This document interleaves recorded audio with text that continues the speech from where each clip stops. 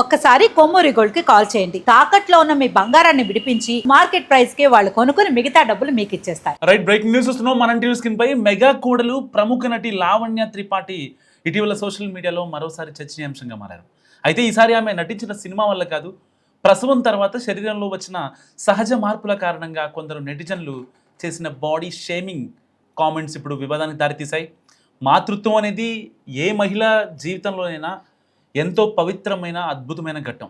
గర్భధారణ సమయంలో, ప్రసవానంతరం మహిళల శరీరంలో అనేక రకాల హార్మోన్ల మార్పులు చోటు చేసుకోవడం, ఆ క్రమంలో బరువు పెరగడం అనేది పూర్తి సహజ సిద్ధమైన ప్రక్రియ.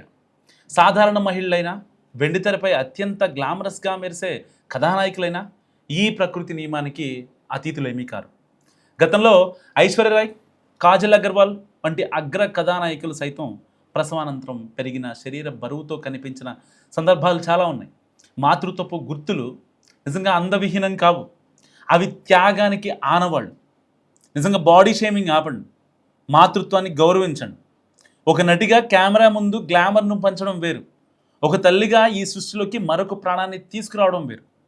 9 నెలల మోత, ఎన్నో రాత్రుల నిద్రలేని ప్రయాణం, కంటికి కనపడని శారీరక మార్పులు, ఒక ప్రాణానికి ఊపిరి పోయడానికి తన శరీరాన్నే మార్చుకున్న ఒక తల్లికి మీరిచ్చే గౌరవం బాడీ షేమింగా? అంటే మీ దృష్టిలో ఆంటీ అనేది ఒక పరిహాసపదమా? ఆమె సెలబ్రిటీ కావచ్చు, కానీ అందరికంటే ముందు ఆమె ఒక తల్లి.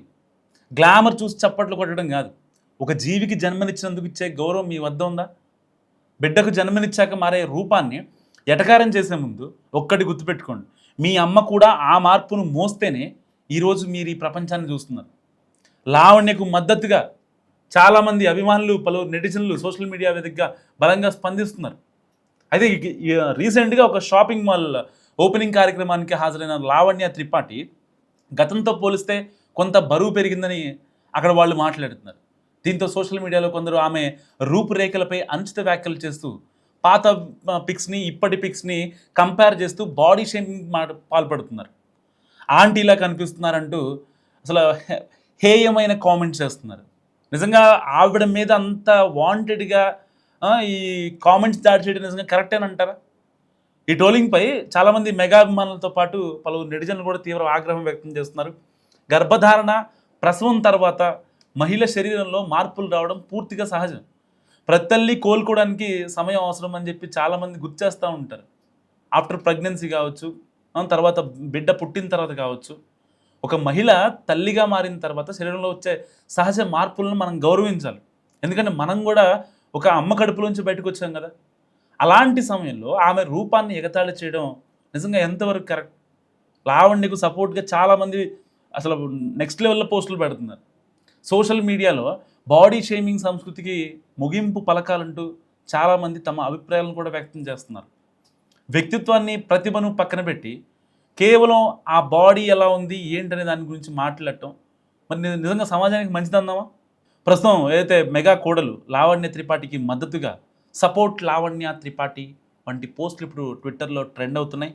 మెగా ప్రిన్స్ వరుణ్ తేజ్ని ప్రేమించి వివాహం చేసుకున్న లావణ్య త్రిపాఠి గత ఏడాది పండంటి మగబిడ్డకు జన్మనిచ్చింది. తమ కుమారుడికి వాయు తేజ్ అని పేరు పెట్టి ప్రస్తుతం కుటుంబంతో చాలా హ్యాపీగా గడుపుతున్న నేపథ్యం. సో మాతృత్వాన్ని ఆస్వాదిస్తూ కొంతకాలంగా సినిమాలకు కూడా విరామం ఇచ్చిన ఆమె త్వరలోనే మళ్ళీ కొత్త ప్రాజెక్టులతో ప్రేక్షకుల ముందుకు రానున్నట్లు సినీ వర్గాల్లో ప్రచారం జరుగుతోంది. సో లావణ్య త్రిపాఠి 2012లో హను రాఘవపూడి డైరెక్షన్లో వచ్చిన అందాల్ రాక్షసి చిత్రంలో టాలీవుడ్లో హీరోయిన్గా పరిచయం అయ్యారు. ఆ తర్వాత భలే భలే మగాడిబోయ్, సోగ్గాడే చిన్నాయన, మిస్టర్, యుద్ధం శరణం, అంతరిక్షం వంటి చిత్రాలు నటించారు.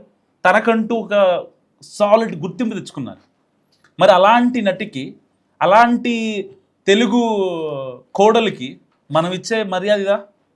అంటే ఒక పిల్లో లేకపోతే పిల్లోడు పుట్టిన తర్వాత బేసిక్గా అందరి బాడీల్లో, అంటే లేడీస్ అందరూ, ఎవరని కాదు, ఈవెన్ అంటే కోట్లు, లక్షల కోట్లు డబ్బులు ఉండి వాళ్ళు కూడా ఆ యొక్క మార్పులకి ఎవరు అతీతం కాదు, ఎవరు ఎగ్జంప్షన్ కాదు.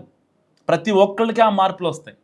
వాళ్ళ బాడీ తీరుని బట్టి హార్మోన్లో ఇంబ్యాలెన్స్ కావచ్చు, ఇలాంటివి రావడం సహజం, సహసిద్ధమైన ప్రక్రియ. దాన్ని కూడా బాడీ షేమింగ్ చేసి పిచ్చి పిచ్చిగా మాట్లాడటం, ఆంటీ ఆంటీ అని అరవటం, అప్పట్లో ఇంతలా ఉండేవారు కదా, ఇప్పుడు ఇంతలా అయ్యారేంటి, ఆ? అప్పుడు మీ చేతులు సన్నగా ఉన్నాయి, అప్పుడు ఇంత ఇదిగా లేరు, ఇప్పుడు ఒళ్ళు చేశారు అని చెప్పి అక్కడ షాపింగ్ కాంప్లెక్స్ ఓపెనింగ్ దగ్గరటువంటి వచ్చిన క్రౌడ్ ఎవరైతే ఉంటారో, అండ్ పర్టికులర్గా ఆ విజువల్స్ ఏవైతే ఆ shopping complex opening visuals social మీడియాలో పెట్టినప్పుడు దాని కింద కామెంట్స్ ఎంత గలీజ్గా అంటే అంత గలీజ్గా, అంటే అంత పని లేకుండా ఉంటారా నాకు అర్థం కాదు. సోషల్ మీడియాలో కొంతమంది కామెంట్స్ పెట్టే బ్యాచ్ ఉంటుంది, ఈవెన్ అంటే వాళ్ళు ఫేక్ ఐడీలు పెట్టుకొని క్రియేట్ చేసుకొని ఇలాంటి వాటి కోసం ఏదైనా కులాలు గాను, లేకపోతే మతాలు గాను, లేకపోతే ఏదన్నా ఎవరన్నా ఇన్ఫ్లుయెన్సెస్ గాను, యాక్టర్స్నో వీళ్ళని టార్గెట్ చేస్తూ ఉండే కొంత బ్యాచ్ ఉంటుంది. నిజంగా ఎంతవరకు కరెక్ట్ అసలు?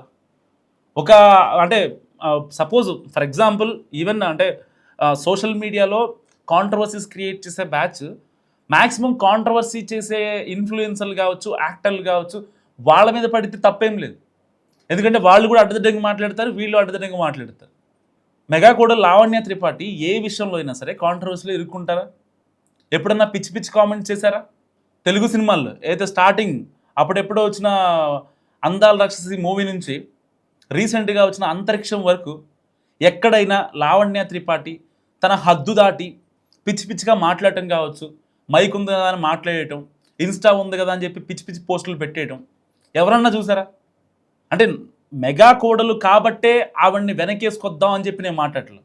ఎవరైనా సరే, ఏ కోడలైనా ఎవరైనా, ఇప్పుడు కొంతమంది ఉంటారు మన తెలుగు ఇండస్ట్రీలో, వాళ్ళకి కాంట్రవర్సీ అనేది కేర్ ఆఫ్ అడ్రస్.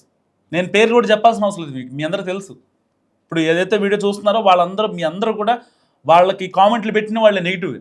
అలాంటి వాళ్ళని మీరు టార్గెట్ చేస్తే ఓకే ఫైన్, ఎందుకంటే వాళ్ళు చాలా అంటే సాఫ్ట్గా తీసుకుంటారు, జెంటల్గా తీసుకుంటారు, ఎలాంటి ఇబ్బంది లేదు వాళ్ళకి. మీరు ఎంత ఎక్స్ట్రీమ్కి వెళ్ళినా సరే కామెంట్స్ విషయంలో వాళ్ళు చాలా హ్యాపీగా తీసుకుంటారు, నా కోసం కామెంట్ పెట్టాడు కదా అని చెప్పి. మరి అయితే కాంట్రవర్సీ చేయకుండా వాళ్ళ ప్రతిభ కావచ్చు, వాళ్ళ క్యారెక్టర్ కావచ్చు, వాళ్ళ అంటే వాళ్ళు వేసే వేషధారణ అంటే ఆ యొక్క దుస్తులు కావచ్చు, అన్నిట్లో చాలా జాగ్రత్తగా ఉంటూ వాళ్ళ వ్యక్తిత్వాన్ని కాపాడుకుంటూ వస్తున్న వాళ్ళ మీద బాడీ షేమింగ్ చేయటం, ఆంటీ అని మాట్లాడటం, లేదంటే తెల్లగా అయ్యారు, నల్లగా అయ్యారు, సన్నగా అయ్యారు, లావుగా అయ్యారు, ఇలాంటి మాటలు నిజంగా ఎంతవరకు కరెక్ట్? ఒక్కసారి ఆలోచించండి. అదే ప్లేస్లో మన అక్కో, మన అమ్మో, మన చెల్లో ఉంటే ఎవరన్నా కనుక కామెంట్ చేస్తే ఎలా ఉంటే ఎలా అనిపిస్తుంది? అప్పట్లో నువ్వు సన్నగా ఉన్నావు కదా, ఏంటి ఇప్పుడు ఇంత లావు అయిపోయావు అంటే మండదా? ఉప్పు కారం తిని ఎవరికైనా మండుద్ది. ఇప్పుడు మెగా ఫ్యామిలీలో అదే పరిస్థితి. నిజంగా అంటే ఆడవాళ్ళ మీద మనం ఎంతవరకు మాట్లాడాలో అంతవరకు మాట్లాడితే అది బాగుంటుంది. ఆవిడ ఒక షాపింగ్ మాల్ ఓపెనింగ్కి వచ్చారు, ఓపెన్ చేశారు, వెళ్ళిపోయారు, అంతా బాగానే ఉంది. అక్కడికి వచ్చిన వాళ్ళు ఎవరైతే ఆవిడ కోసం సెల్ఫీల కోసం వచ్చిన వాళ్ళు ఎవరైతే ఉంటారో, సెల్ఫీ అందలేదనే కోపం కావచ్చు, లేకపోతే అక్కడ ఉన్న బౌన్సర్స్ లోపల రానిలేదనే ఆ ఇంటెన్షన్ కావచ్చు, అది పెట్టుకొని ఆవిడని ఆంటీ ఆంటీ అనడం ఎంతవరకు కరెక్ట్?